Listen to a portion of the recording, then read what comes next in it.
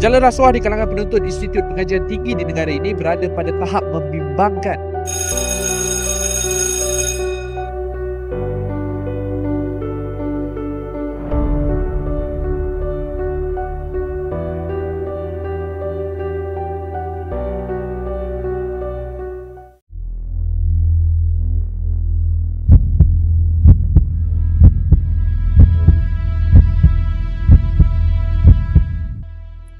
Mira, aku rasa tak sempat lah nak settlekan semua ni.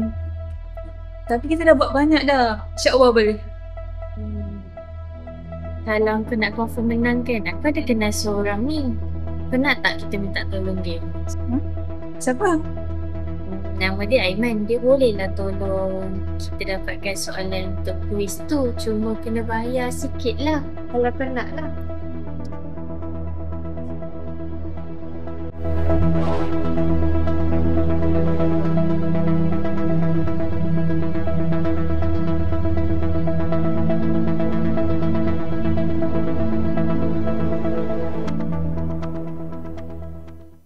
Hai, kita orang yang PM pasal kertas kuis hari tu.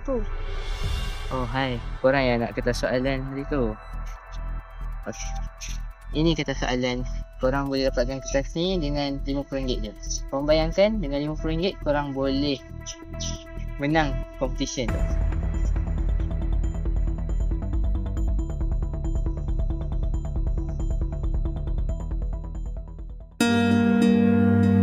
Rezeki yang jujur itu rezeki yang kekal.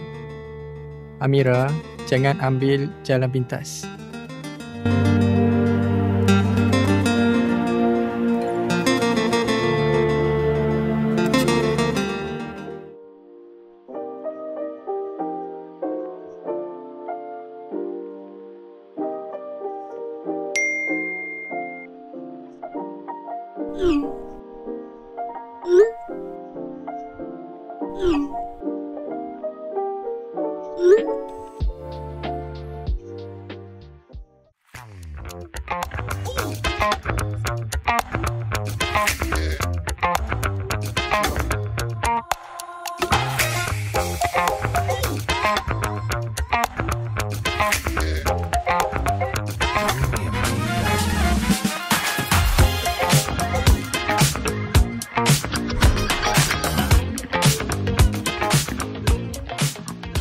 Okey, keputusan telah belum diputuskan. Jadi, pemenang untuk kuis kali ini adalah Muhammad Nafal Haris. Selamat bersama. Dia datang.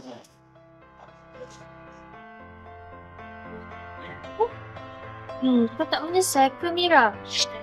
Aku okey je, Dina. Bagi aku kalah dengan jujur lebih baik daripada menang dengan menipu. Jomlah. Ingat, integriti tak dijual beli. Jangan gadai maruah demi kemenangan sementara. #bantah rasuah.